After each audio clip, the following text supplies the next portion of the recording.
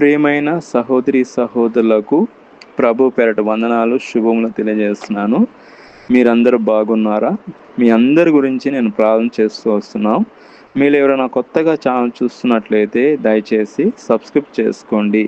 అదేవిధంగా ఇతరులకు కూడా తెలియజేయండి. ఈరోజు మనము దేవుని వాక్యం నుంచి నిజమైన స్నేహితుడి గురించి మనం చూసుకుంటాము.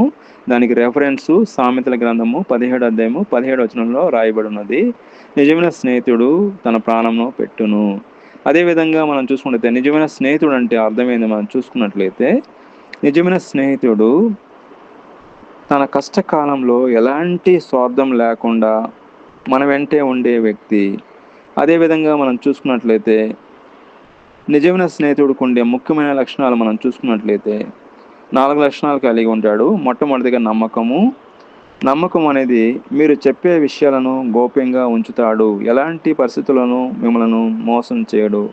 రెండవదిగా ఆపదలో ఆదుకోవడం. కష్ట సమయంలో పిలవగానే వచ్చి మీకు అండగా నిలబడతాడు. మూడవదిగా నిజాయితీ. మీరు తప్పు చేసినప్పుడు మొహమాటం లేకుండా నిజం చెప్పి మిమ్మల్ని సరైన మా దారిలో నడిపిస్తాడు. నాలుగవదిగా మనం చూసుకుంటే షరతులు లేని ప్రేమ. మీరు విజయాలను చూసి అసూయ పడకుండా మనస్ఫూర్తిగా ఆనందిస్తాడు, ప్రోత్సహిస్తాడు. అదేవిధంగా మనం చూసుకుంటే రూతు నయోమి గురించి మనం చూసుకున్నట్లయితే రూతు నయోమి నమ్మకమైన స్నేహితులు అండి. నమ్మకమైన స్నేహం కలిగి ఉన్నారు వాళ్ళు. స్త్రీ స్నేహానికి మరియు నమ్మకానికి వీరు గొప్ప ఉదాహరణ. అత్త అయిన నయోమి కష్టకాలంలో ఉన్నప్పుడు కూడా రూతు ఆమెను విడిచిపెట్టకుండా తన స్వదేశాన్ని వదిలి నయోమి తోడుగా నిలిచారు. కాబట్టి వీళ్ళు నమ్మకమైన స్నేహంగా ఉన్నారు.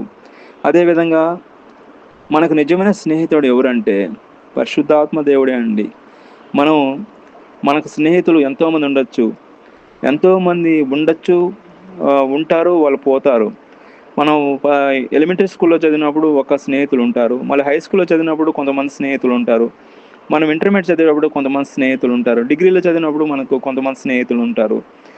ఆ తర్వాత జాబ్లో చేరినప్పుడు కొంతమంది స్నేహితులు ఉంటారు. స్నేహితులందరూ కూడా కొంతవరకే ఉంటారు. కానీ మనకు దేవుడు మాత్రము, పరిశుద్ధాత్మ దేవుడు మాత్రము మన హృదయంలో ఆయన నివాసం చేసి మనకు నిత్యం ఆయనకు తోడుగా ఉండి మనం నడిపిస్తాడు, సహాయం చేస్తాడు, కాపాడుతాడు.